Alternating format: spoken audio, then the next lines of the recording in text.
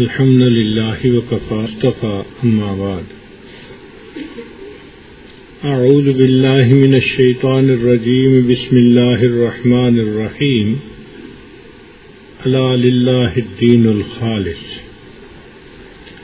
وقال رسول الله صلى الله عليه وسلم إنما الأعمال بالنيات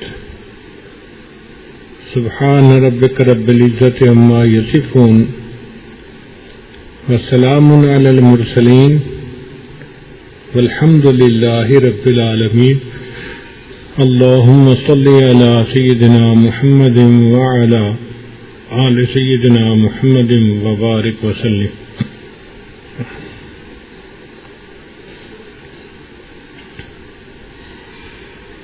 انسان جو اعمال بھی کرتا ہے ان کی قبولیت، ان کے اجر اور ان کے نتیجے کا مدار اس کی نیت کے اوپر ہوتا ہے. نیت ٹھیک ہوگی تو عمل بھی ٹھیک ہوگا، نیت میں کوتاہی ہوگی تو عمل بھی مردود ہو جائے گا. مثال کے طور پر ایک آدمی قرض لیتا ہے کسی سے، مگر اس نیت کے ساتھ کہ میں نے واپس نہیں کرنا، تو یہ اس کے لیے سرقہ، چوری بن جائے گا. اگر کوئی بندہ نکاح کرتا ہے اور نیت ہوتی ہے کہ حق میں ہے میں نے ادا نہیں کرنا، تو یہ نکاح نہیں رہے گا، یہ زنا بن جائے گا. نیت کے اوپر اعمال کا انحصار ہے. اس لیے ہمارے اکابر مشائخ کی صحبت میں رہ کے نیت کرنا سیکھا کرتے تھے. کس عمل کی نیت کیسے کرنی ہے تاکہ وہ عمل اللہ کے ہاں قبول ہو جائے. چنانچہ ایک آدمی نے اپنا گھر بنایا اور اپنے شیخ کو گزارش کی کہ حضرت تشریف لا کے دعا کروا دیجیے. انہوں نے دعا بھی کروائی، گھر بھی دیکھا. پھر انہوں نے پوچھا کہ بھئی یہ بتاؤ آپ نے اس کمرے میں کھڑکیاں کیوں رکھوائی ہوئی ہیں؟ اس نے کہا کہ حضرت یہاں سے ہوا آئے گی، روشنی آئے گی کمرے کے اندر، اس لیے کھڑکیاں رکھوائی ہیں. تو ان بزرگوں نے سمجھایا کہ دیکھو تم نیت یہ کرتے کہ یہاں سے اذان کی آواز آیا کرے گی، ہوا اور روشنی تو ویسے ہی ملنی تھی تمہیں. اس نیت سے کھڑکی بنوانے پر یہ کھڑکی بنانا بھی عبادت بن جاتا. ہم بہت سے کام کرتے ہیں عادت کی وجہ سے. اگر ہم اپنی نیت کو ٹھیک کر لیں تو وہ عادت عبادت بن سکتی ہے.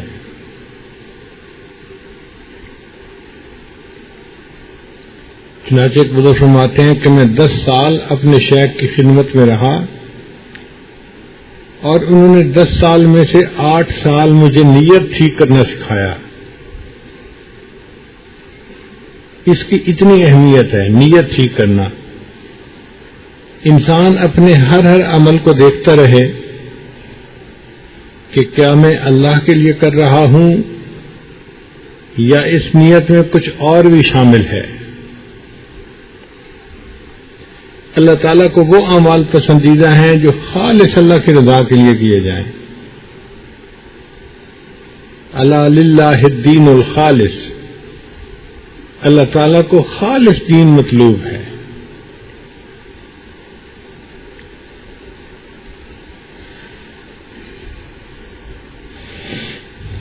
بخاری شریف کی روایت ہے کہ 3 آدمی بنی اسرائیل کے سفر پر چلے تھے.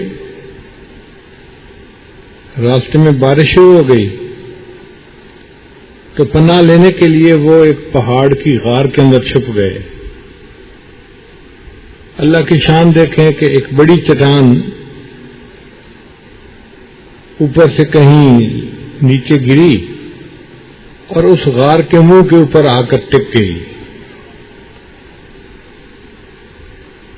وہ اتنی بھاری تھی کہ تینوں زور لگا کر بھی اس کو ہلا نہیں سکتے تھے. اور نکلنے کا راستہ نہیں تھا. تو ان لوگوں کو یہ محسوس ہو رہا تھا کہ شاید ہم اندر ہی تڑپ تڑپ کے مر جائیں گے, باہر نہیں نکل سکیں گے. تو انہوں نے سوچا کہ اب اللہ تعالیٰ ہی ہے جو ہمیں اس مصیبت سے نجات دے سکتا ہے, وہی حاجت روا ہے, وہی مشکل کشا ہے. کیوں نہ اللہ کو پکاریں اور اس کے سامنے کوئی عمل اپنا پیش کریں. یہ ہے وسیلہ اللہ کے سامنے اختیار کرنا. وابتغوا الیہ الوسیلہ. ہمارے اکابر ایسے وقت میں اپنے اعمال کا اللہ کے سامنے وسیلہ پیش کرتے تھے.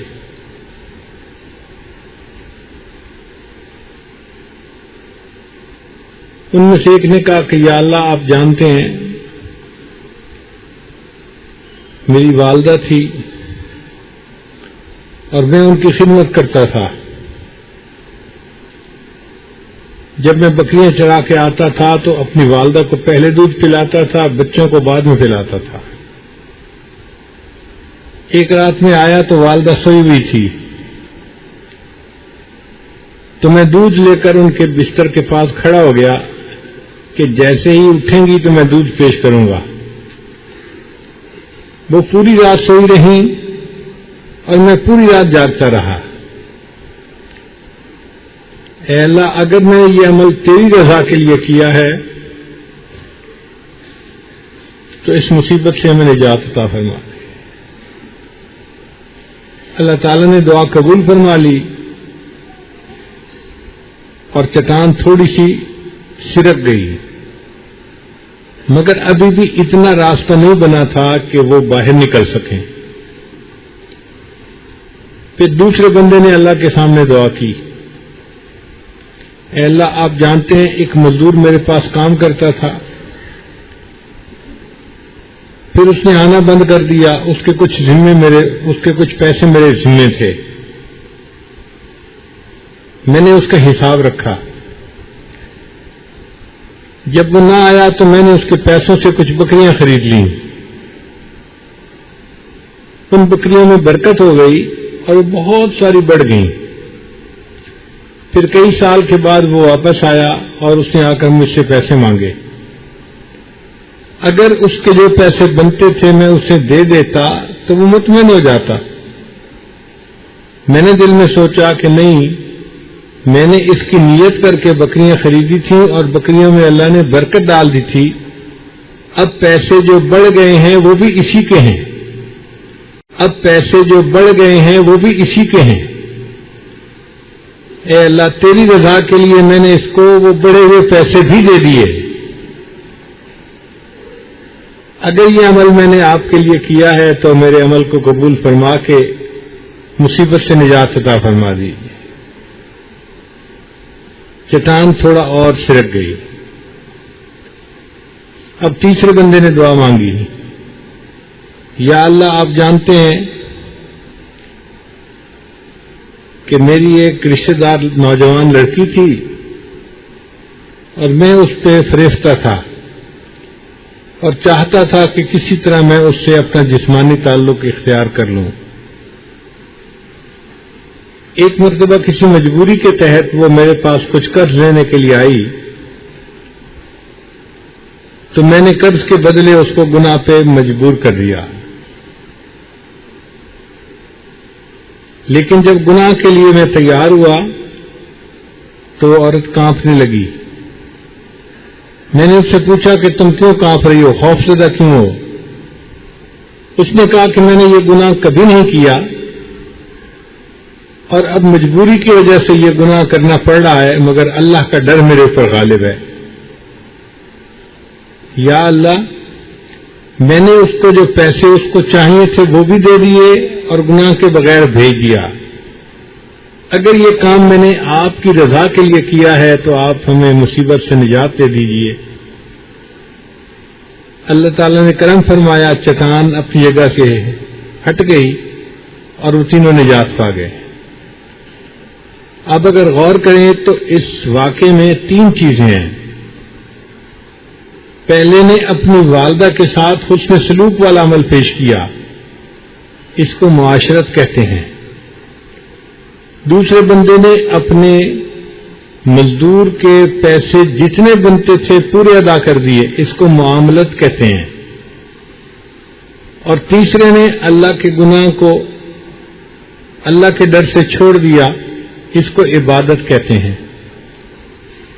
تو تینوں نے اپنی معاشرت کو، معاملات کو اور عبادت کو اللہ کے لیے کیا، اللہ نے ان کو نجات عطا فرما دی.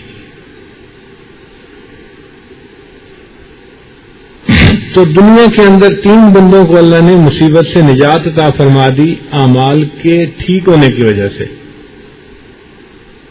حدیث پاک میں آتا ہے کہ قیامت کے دن 3 بندوں کو سب سے پہلے جہنم میں ڈالا جائے گا ان کی نیت کے ٹھیک نہ ہونے کی وجہ سے. ان میں سے ایک عالم ہوگا. اللہ تعالیٰ فرمائیں گے تو نے دنیا میں کیا کیا؟ یا اللہ میں نے مدرسے بنوائے، طلباء کو پڑھایا، میں نے ساری زندگی علم کی خدمت کی. اللہ فرمائیں گے ہاں تو نے یہ اس لیے سب کچھ کیا تھا کہ لوگ تجھے بڑا عالم کہیں. فقد قیل، تجھے کہا جا چکا، اب میرے پاس تمہارے لیے کچھ نہیں. فرشتوں اس کو لے جاؤ اور جہنم میں جا کے اوندا لٹکا دو. تو عالم کو سب سے پہلے اوندا جہنم میں ڈالا جائے گا. پھر اس کے بعد ایک سخی کی باری آئے گی جس نے خوب پیسہ خرچ کیا ہوگا. یا اللہ میں تو ساری زندگی خرچ کرتا رہا.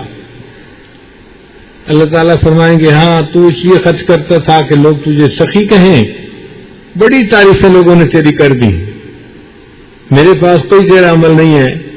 فرشتوں لے جاؤ اس کو جہنم میں جا کے ڈال دو. پھر تیسرا بندہ مجاہد ہوگا. بندے تو نے کیا کیا؟ یا اللہ میں نے تو آپ کے نام پہ اپنی جان بھی قربان کر دی دنیا میں مجاہد ہوں. اللہ فرمائیں گے ہاں مگر تیری نیت یہ تھی کہ لوگ تیری تعریف کریں، تجھے بہادر کہیں.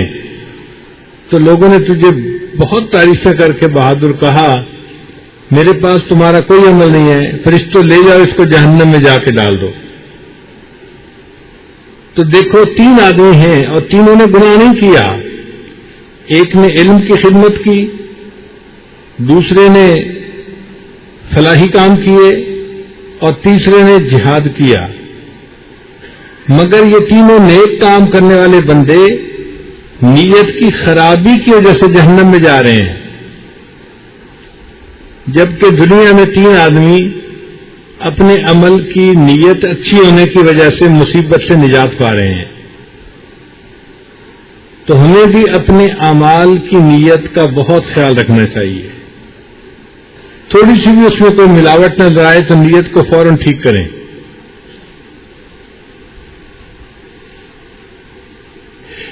نیت ٹھیک کیسے ہوتی ہے؟ اس کے 3 طریقے ہیں. پہلا طریقہ کہ کام کے اول اور درمیان آخر پہ اپنی نیت کو چیک کرتے رہیں کہ میں یہ کیوں کر رہا ہوں. اگر کوئی اس میں کمی بیشی نظر آئے تو نیت کو پھر ٹھیک کریں. انسان کو اختیار ہے، وہ جو نیت کرنا چاہے وہ کر سکتا ہے.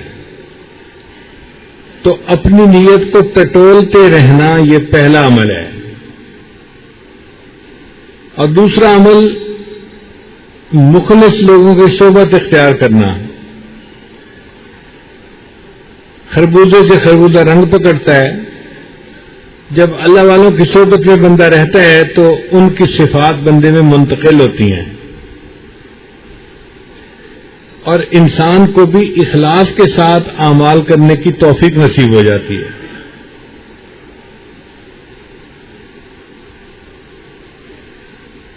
اور تیسرا عمل ہے اللہ تعالیٰ سے دعا کرنا کہ یا اللہ مجھے اخلاص نیت کے ساتھ عمل کرنے کی توفیق عطا فرما. اگر نیت میں تھوڑی سی بھی کمی ہوگی تو اس کی وجہ سے عمل کو رد کر دیا جائے گا.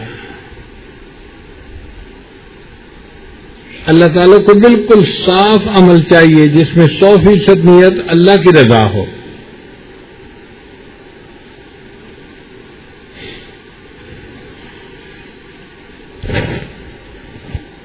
سنار لوگ جو جیولری بناتے ہیں تو انگوٹھیوں میں ڈائمنڈ لگاتے ہیں. ڈائمنڈ کی قیمت مختلف ہوتی ہے.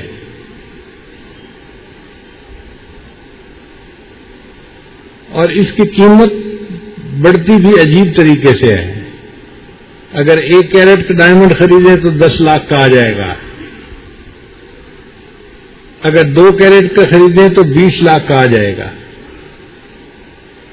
لیکن اگر 3 کیرٹ والا خریدیں تو وہ 3 کروڑ کا آئے گا. وہ 30 لاکھ کا نہیں آئے گا. وہ 3 کروڑ کا ایکسپونینشل بڑھتی ہے قیمت اس کی. اور 3 کیرٹ سے اوپر تو پھر وقت کے بادشاہ ہی خرید سکتے ہیں. اس کی قیمت ہی نہیں مارکیٹ میں ہوتی. اور اس میں بھی اس ڈائمنڈ کی قیمت زیادہ ہوتی ہے جس میں کوئی کمی نہ ہو. اس کو کہتے ہیں فلا لیس ڈائمنڈ. ایسا ڈائمنڈ جس میں کوئی فلا نہیں ہے, بغیر کسی نقص کے ڈائمنڈ. اسی وجہ سے پھر قیمت بھی زیادہ ہوتی ہے. اس ڈائمنڈ کی کیا خوبی ہوتی ہے؟ جس ڈائمنڈ میں کوئی فلا نہیں ہوتا اس پر جب روشنی پڑتی ہے تو وہ بالکل ستارے کی طرح چمکتا ہے. تو عورتیں اس کو جیولری میں استعمال کرتی ہیں تو ان کی انگوٹھی کا نگینہ ستارے کی طرح چمک رہا ہوتا ہے. اس لیے پھر قیمت بھی بہت زیادہ. اسی طرح انسان کے عمل کا معاملہ ہے کہ جب وہ فلا لیس ہوتا ہے, صرف اللہ کی رضا کے لیے کیا جاتا ہے, تو وہ ستارے کی طرح چمکتا ہے اور اللہ تعالیٰ بھی زیادہ اجر دے کر اس عمل کو قبول فرما لیتے ہیں.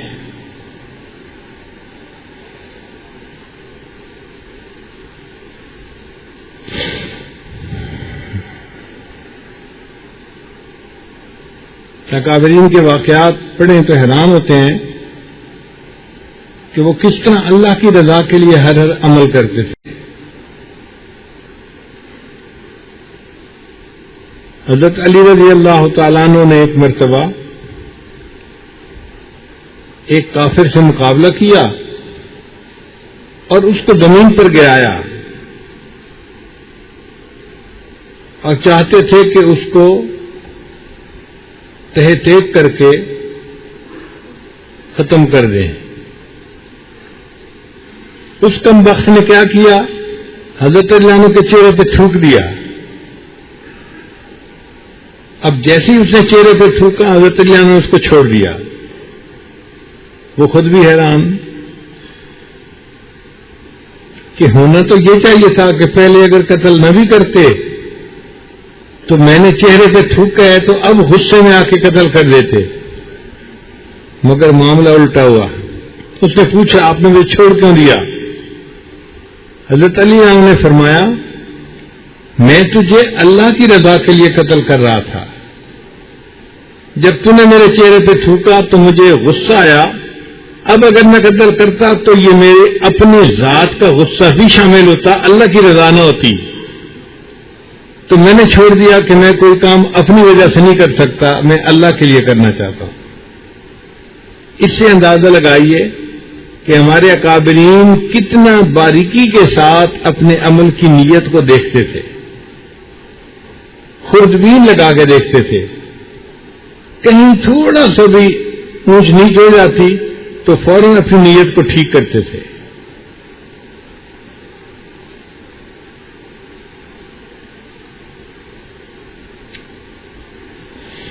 حضرت سعد ابن ابی وقاص رضی اللہ تعالیٰ عنہ نے مدائن کو فتح کیا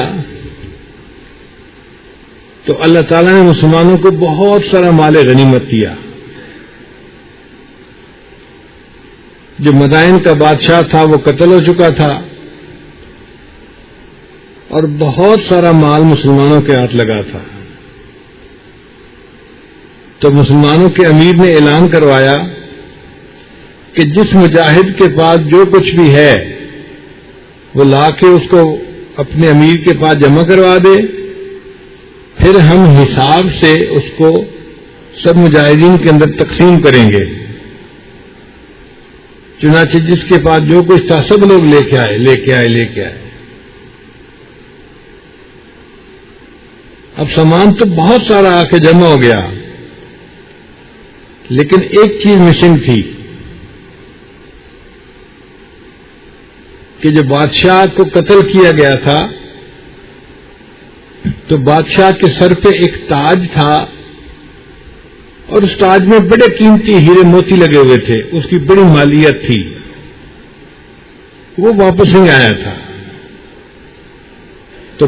تو امیر لشکر نے دوسرے دن پھر اعلان کروایا کہ اگر کسی کے پاس وہ تاج ہے تو آج وہ بھی جمع کروا دیا جائے۔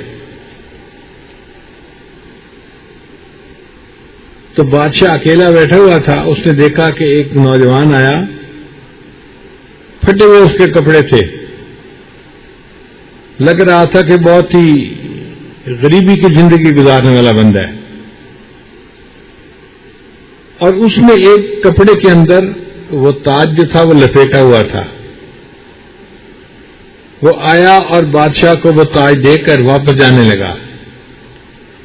بادشاہ بڑے حیران، اس نے پوچھا بھائی تمہارا نام کیا ہے، تمہارے والد کا نام کیا ہے، تم اتنا بڑا کام کر رہے ہو کہ یہ تاج تم نے واپس کر دیا۔ کسی کو پتہ نہیں تھا کہ یہ تاج کس کے پاس ہے۔ اگر وہ اس تاج کو خود بیچتے یا اس کے ہیرے جواہرات کو ایک ایک کر کے بیچتے تو پوری زندگی ان کی آرام سے گزر جاتی، مگر انہوں نے لا کے اس کو جمع کروا دیا۔ اور بادشاہ کو دینے کے بعد پھر وہ چل پڑے، واپس پیٹ پھیر کے جانے لگے۔ تو بادشاہ نے کہا بھئی آپ کا کیا نام ہے، آپ نے اتنی بڑی چیز جمع کروا دی؟ تو وہ مجاہد تھوڑی دیر کے لیے رکا اور اس نے کہا کہ بادشاہ سلامت، جس اللہ کو راضی کرنے کے لیے یہ تاج میں نے آپ کے پاس جمع کروا لیا ہے، وہ اللہ میرا بھی نام جانتا ہے اور میرے باپ کا بھی نام جانتا ہے، آپ کو بتانے کی کیا ضرورت ہے؟ جس اللہ کو میں نے راضی کرنا ہے وہ اللہ میرا نام بھی جانتا ہے، میرے باپ کا بھی نام جانتا ہے۔ امیر لشکر اس کے جواب سے اتنا خوش ہوئے کہ اس کے بعد جب کبھی کسی مصیبت میں گرفتار ہوتے تھے تو اس مجاہد کے اس عمل کو اللہ کا سامنے واسطہ بنا کر پیش کرتے تھے، اور وہ فرماتے ہیں کہ میں نے جب بھی اس مجاہد کے اس عمل کا واسطہ اللہ کو پیش کیا، اللہ نے پوری زندگی میری ہر دعا کو قبول فرمایا۔ تو جو عمل اخلاص کے ساتھ کیا جاتا ہے اللہ تعالیٰ اس عمل سے اتنا خوش ہوتے ہیں۔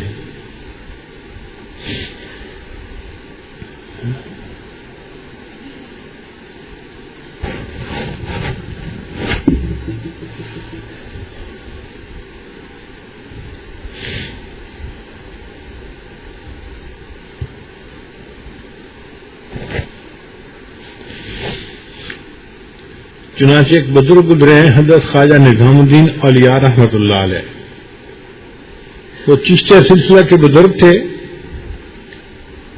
اور ان کے ہاں محفل سماع ہوتی تھی، جیسے ہمارے ہاں مراقبہ ہوتا ہے،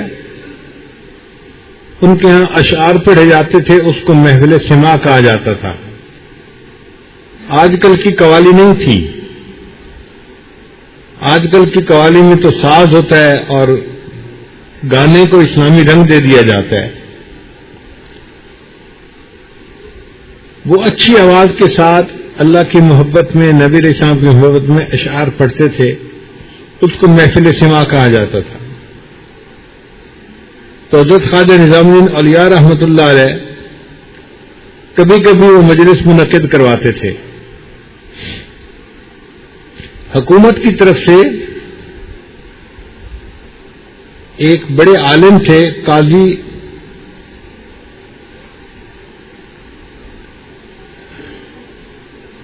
قاضی ضیاء الدین سنامی رحمۃ اللہ علیہ، وہ محتسب اعلی مقرر تھے، اور ان کی ذمہ داری تھی کہ اس قسم کے اعمال جو بدعات ہیں ان کو روک دیا جائے۔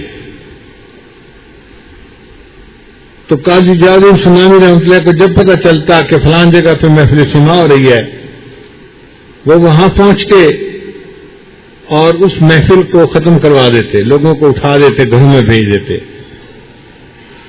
اب جو سالکین تھے ان کو بڑا غصہ آتا، ہمارے شیخ اللہ کی محبت بڑھانے کے لیے ایک محفل کروا رہے تھے، اور محفل اتنی جمی ہوئی تھی اور مزہ آ رہا تھا، اور یہ مولوی صاحب آئے، یہ پتہ نہیں کیا رف اینڈ ٹف ذہنیت رکھنے والے ہیں، اور یہ آ کے کہنے لگے کہ سب چلے جاؤ یہاں سے، تو انہوں نے محفل ختم کروا دی۔ تو ان کی طبیعتوں میں اور ان کے مریدین کی طبیعتوں میں غصہ تھا قاضی صاحب کے بارے میں، مگر چونکہ قانون قاضی صاحب کے ساتھ تھا تو وہ آگے سے بات کچھ نہیں کر سکتے تھے۔ اللہ کی شان دیکھیں کہ قاضی ضیاء الدین سنامی رحمۃ اللہ بیمار ہو گئے۔ کوئی ہم جیسا ہوتا تو خوشیاں مناتا، دیکھو جی ساری زندگی انہوں نے ہماری مخالفت کی، اب اللہ نے پکڑا نا ان کو، اب یہ بیمار ہوئے، اب دیکھو ان کی جو ہے نا وہ باری آئی ہے۔ مگر اکابرین کے اندر اخلاص تھا، وہ اپنی ذاتیات کی وجہ سے ایک دوسرے سے دشمنی نہیں کرتے تھے۔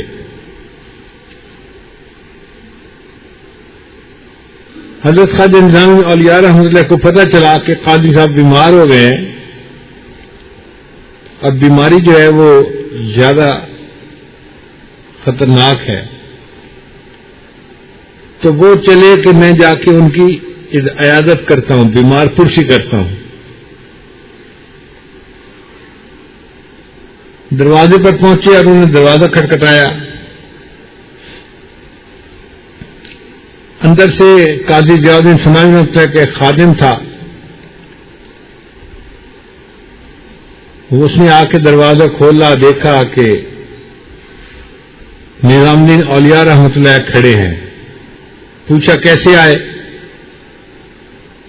انہوں نے کہا جی کہ میں عیادت کے لیے حاضر ہوا ہوں، پتہ چلا بیمار تھے۔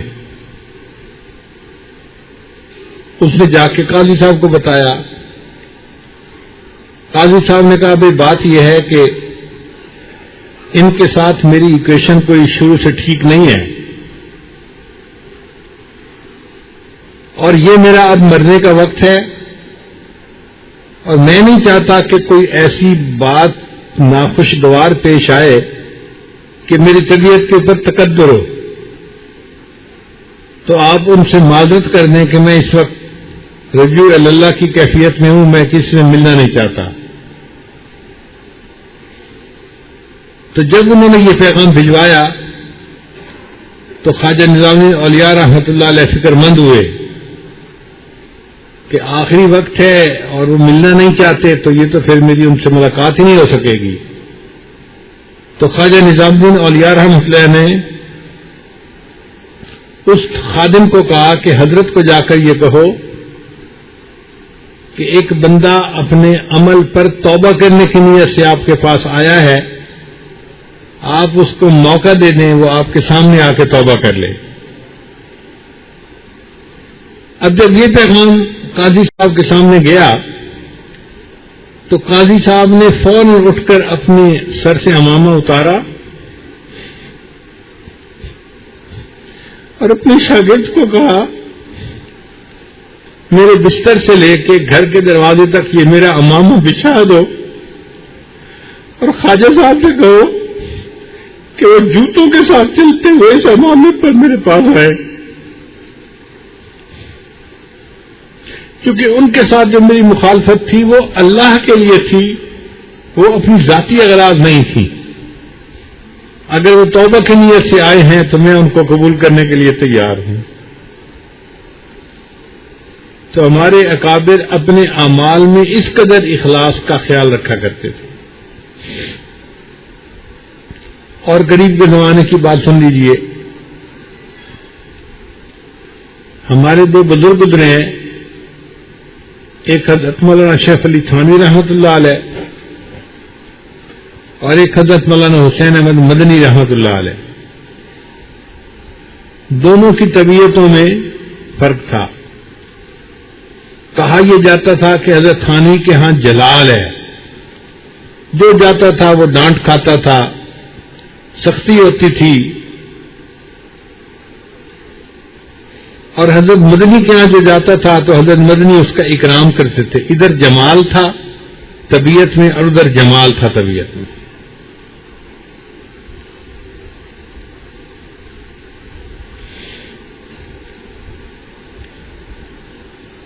چنانچہ کسی نے حضرت تھانوی رحمۃ اللہ سے کہا کہ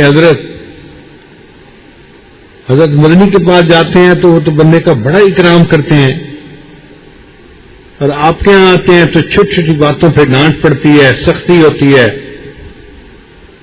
اور آپ بندے کو بہت زیادہ سختی سے برتاؤ کرتے ہیں.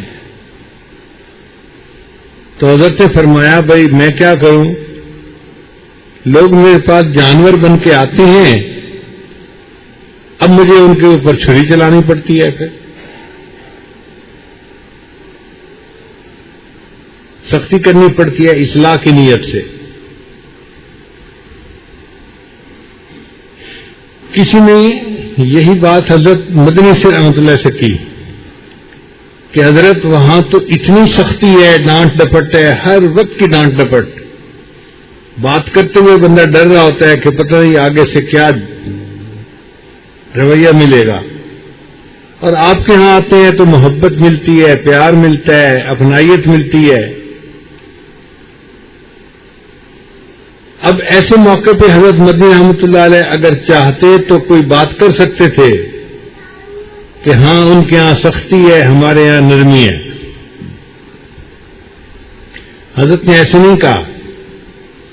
حضرت نے فرمایا کہ دیکھو حضرت تھانوی رحمۃ اللہ کی مثال بڑے سرجن کی مانند ہے، اور جو سرجن ڈاکٹر ہوتا ہے نا وہ بندے کا آپریشن کرتا ہے، چیر پھاڑ کرتا ہے، اندر سے پس نکالتا ہے اور زخم کے اندر سے جو ہے وہ بیماری کی چیزیں نکال کے اس کو ٹھیک کر دیتا ہے. اور ہماری مثال کمپاؤنڈر کی طرح ہے. جب مریض ہمارے پاس آتا ہے تو ہم اس کا زخم کھول کے اس کے اوپر صرف مرہم لگا دیتے ہیں، تو ہمارے پاس بیمار کو کوئی تکلیف نہیں ہوتی، سرجن کے پاس جانے سے تکلیف ہوتی ہے. لیکن جب وہ ٹھیک ہوتا ہے تو وہ احسان مند سرجن کا ہوا کرتا ہے جس نے اس کی بیماری کو جسم سے نکالا تھا. کتنا خوبصورت جواب دیا. اور بجائے اس کے درمیان میں فاصلے آتے دلوں کے اندر قرب آ گیا. جب اخلاص ہوتا ہے تو اللہ تعالیٰ دلوں کو قریب کر دیتے ہیں اور بندے کے عمل کو اللہ تعالیٰ قبول فرما لیتے ہیں. اخلاص کے فوائد میں سے ایک یہ ہے کہ اللہ رب العزت بندے کے اوپر سے مصیبتوں کو ٹال دیتے ہیں.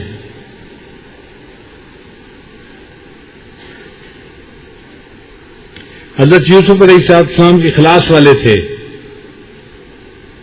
آزمائش آ گئی تھی نا، وَلَقَدْ هَمَّتْ بِهِ وَهَمَّ بِهَا، مگر ان کے اخلاص کی وجہ سے اللہ تعالیٰ نے بالآخر ان کو جیل سے نجات عطا فرما دی اور ان کو وقت کی بادشاہت عطا فرما دی.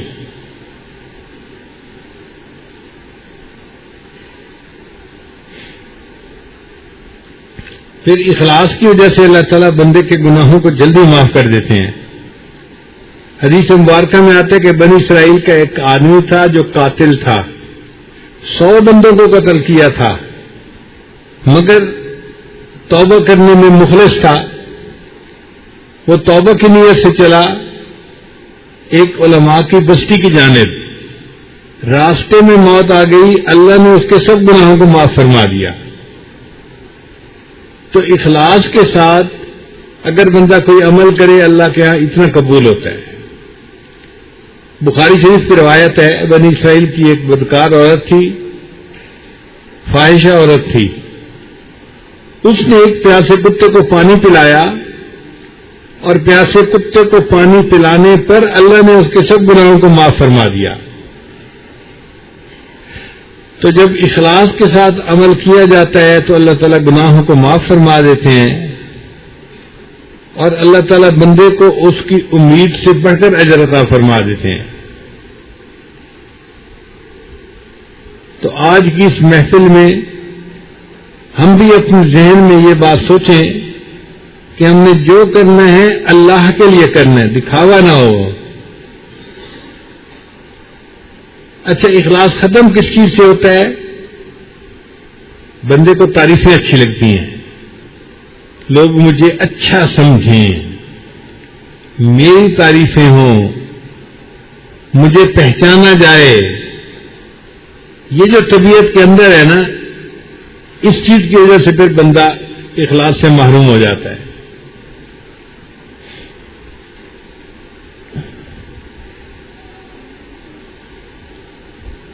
اگر لوگوں کی تعریفوں کی نیت آ گئی تو عمل گیا، چلا گیا.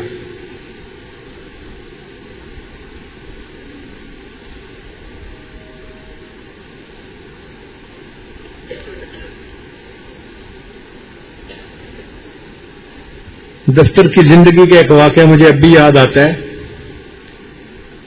ایک انجینئر تھا جس کے گھر میں کوئی مجبوری تھی اور اس کو پیسوں کی ضرورت تھی.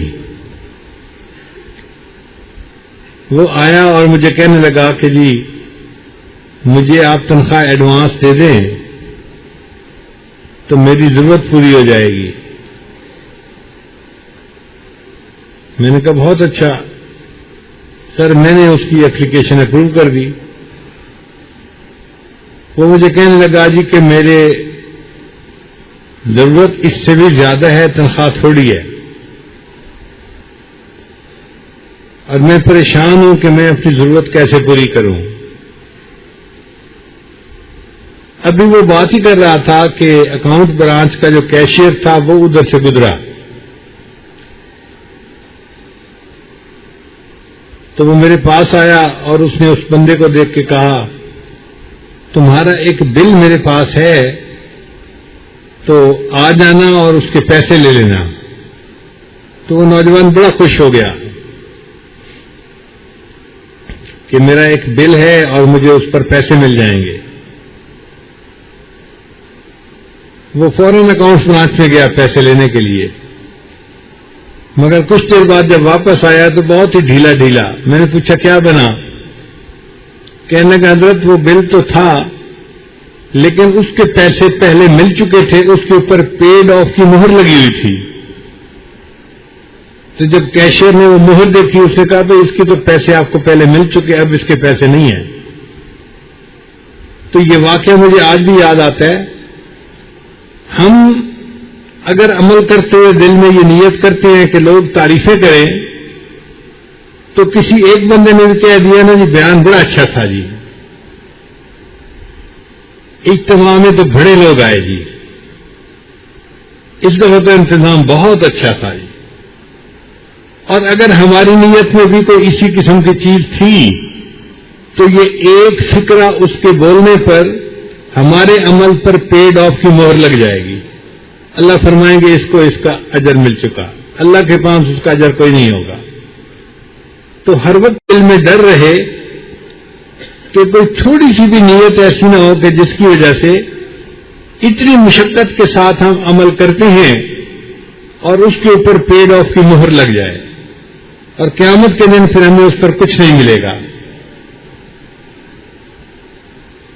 اس لیے جو کرے خالص اللہ کی رضا کے لیے کرے، اور اگر نیت میں کچھ تبدیلی ہے تو پھر بار بار توبہ کر کے نیت کو ٹھیک کریں اور اللہ سے دعا مانگیں کہ اللہ ہمارے اس عمل کو قبول فرما دے اور ہمیں اپنے مخلصین بندوں میں شامل فرما دے. حدیث مبارکہ ہے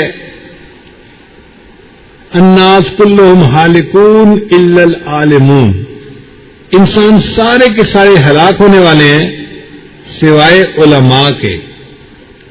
والعالمون کلہم ہالکون الا العاملون، اور علم والے سارے کے سارے ہلاک ہونے والے ہیں سوائے ان کے جو عمل کرنے والے ہیں. والعاملون كلهم هالكون الا المخلصون، اور جو عمل کرنے والے ہیں وہ سارے کے سارے ہلاک ہونے والے ہیں سوائے ان کے جو مخلص ہیں.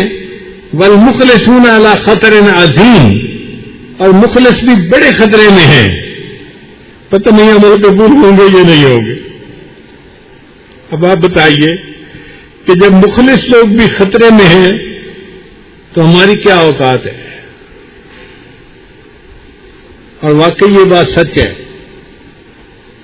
اس لیے اللہ کے محبوب صلی اللہ علیہ وسلم نے فرمایا جو بندہ بھی جنت میں جائے گا وہ اللہ کی رحمت سے جنت میں جائے گا، عملوں کی وجہ سے نہیں جائے گا. اب اس پہ بعض علماء نے اعتراض کیا